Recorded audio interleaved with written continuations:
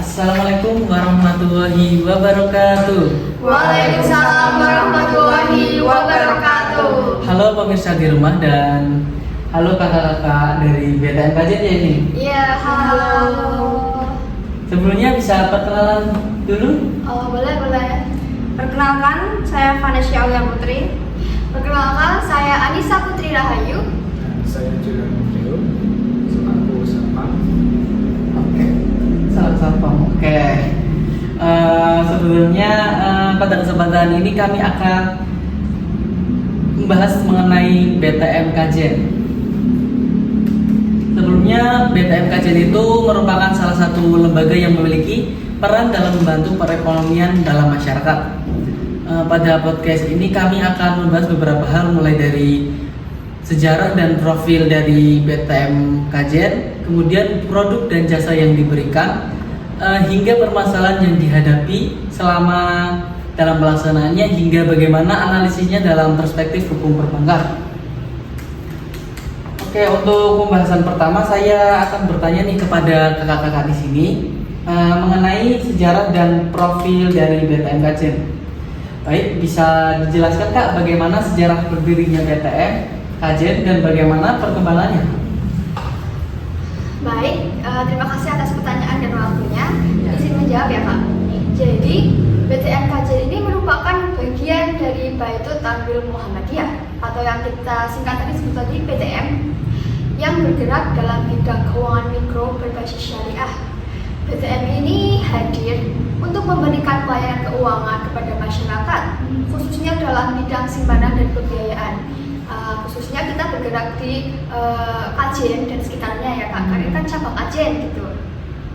Terus dalam perkembangannya, BTM itu berada di wilayah Kabupaten Pekalongan, kemudian bergabung menjadi KSPPS BTM Pekalongan sebagai upaya untuk memperkuat kelembagaan dan meningkatkan pelayanan kepada masyarakat.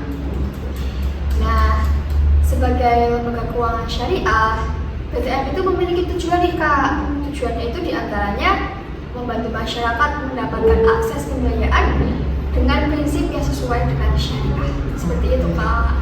Oh, jadi seperti itu ya. Apa sih yang membedakan Kak dari bank-bank yang lain? Baik, kalau untuk bank BTM Kajen ini kan kita tadi dalam bisnis syariah ya. Yeah. Jadi pasti kita mengikuti ajaran syariah Islam gitu ya Kak. Dan tentunya dalam penerapannya dalam kesehariannya gitu ya Pak, dalam menjalankannya itu kita juga menerapkan kayak prinsip-prinsip dari Muhammadiyah sendiri gitu Kak, seperti itu. Jadi ada keselarasan dan tujuan kita itu tetap untuk memberikan yang terbaik pada masyarakat sekitar. Oke. Jadi kita sebagai masyarakat Islam nih Kak, jadi nggak takut ya? Iya, nggak takut karena ya kalau di Muhammadiyah itu punya semboyan nih Kak, kutitipkan Muhammadiyah kepadamu. Jadi itu seperti kayak kita diberikan amanah tanggung jawab, pasti kita akan jaga. Okay. Jadi kalau teman-teman semuanya mau menabung atau mengurus keuangan di BTM, insya Allah akan aman Kak. Oke, siap. Oke, selanjutnya mau tanya lagi nih Kak, saya Kak selaku host nih. Apa saja sih Kak produk yang ditawarkan BTM Kajen dan apa perannya bagi masyarakat Kak? Mungkin akan dijawab oleh teman saya. Oke. Produk simpanan digunakan untuk menghimpun dana anggota, sedangkan pembiayaan diberikan untuk membantu kebutuhan masyarakat seperti modal usaha. Dalam pembiayaan syariah dapat menggunakan akad seperti murabahah, mudharabah, dan musyarakah.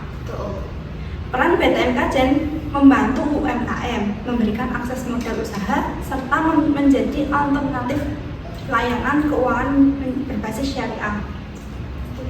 Oh, siap. Oke. Selain memiliki peran penting itu sendiri, tentunya pasti dalam pelaksanaan dan tata kelolanya ada tantangan yang dihadapi nih. Kalau boleh tahu, apa saja permasalahan yang terjadi selama periode ini Kak? Oke. Permasalahan yang sering dihadapi yaitu pembiayaan bermasalah ketika anggota mengalami kesulitan membayar angsuran. BTM juga menghadapi persaingan dengan lembaga keuangan lain serta tantangan digitalisasi layanan. Oh, seperti itu ya. Karena kan ini zaman makin modern ya Kak. Oh. Dan beberapa masyarakat yang ingin menabung atau mengurus keuangannya itu kan mungkin nggak semuanya itu paham dengan digital ya Kak. Jadi seperti itu. Terutama orang tua ya. Iya betul sekali. Oke Kak, aku mau tanya lagi nih ya. Jika dilihat dari perspektif hukum perbankan sendiri, bagaimana sih kedudukan dan kewajiban BTN dalam menjalankan kegiatannya? Boleh aku jawab? Boleh, silakan Kak. Oke, berkaitan dengan kewajiban dan perspektif hukum dari BTN saja ya. Berkaitan dengan perspektif hukum perbankan dalam bank BTN ya. Di bank BTN kajian terkhusus di kajian itu ya, itu sendiri menerapkan prinsip kehati-hatian lah. Prinsip kehati-hatian ini dilakukan dalam menjalankan kegiatan pembiayaannya. Pembiayaannya ini termasuk dalam pembiayaan apabila mereka ada anggota yang menabung, ada anggota yang meminjam untuk usahanya. Nah ini dilakukan prinsip kehati-hatian. Prinsip kehati-hatian ini dilakukan dengan melakukan analisis Kak. Melakukan analisis apa? Melakukan analisis yang ditutupi. Scroll sih. Hah? Scroll kamu. Nah, kecil gerak sesuai ya. Prinsip hati-hati. Nah, prinsip kehati-hatian tadi ya Kak. Nah, dalam prinsip kehati-hatian ini tuh Bank BTN dilakukan dengan melakukan analisis. Analisisnya itu dilakukan dengan apa? Dilakukan terhadap kemampuan anggota dari Bank BTN itu sendiri sebelum memberikan pembiayaan.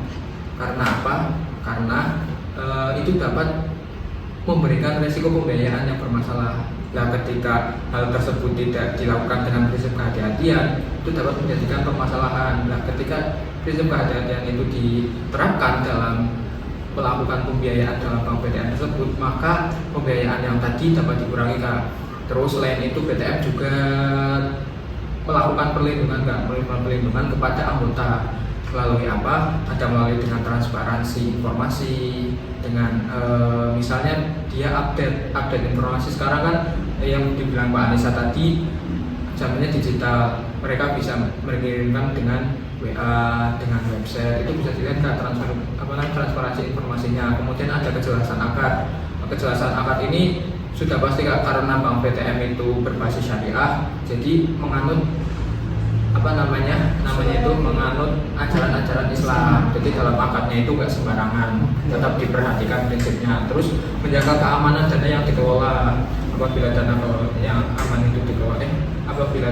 aman itu dikelola, maka anggota itu akan terasa nyaman Kak. Terus apabila terjadi pembiayaan bermasalah nih Kak, Bank BTN tidak serta-merta mempanis anggotanya Kak. Dalam penyelesaiannya di Bank BTN itu biasa dilakukan dengan musyawarah, kemudian dengan restrukturisasi pembiayaan, dan ada lagi penyesuaian sesuai aturan yang berlaku. Jadi nggak serta-merta langsung mereka dipanis, kita juga melakukan prosedural terlebih dahulu Kak. Oke, seperti itu.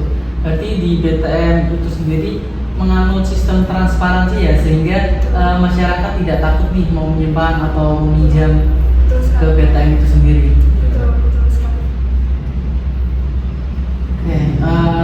Baik nih, sebagai penutup dapat disimpulkan bahwa BTN Kajian memiliki peran dalam membantu perekonomian masyarakat melalui layanan keuangan syariah.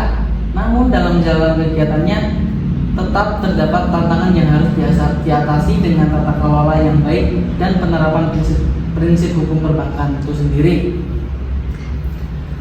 Oke, terima kasih kepada kakak-kakak dari BTN Kajian yang telah menjelaskan apa itu sih BTN Kajian, dan saya ingin mengucapkan terima kasih juga kepada viewer kelompok paham hukum ini.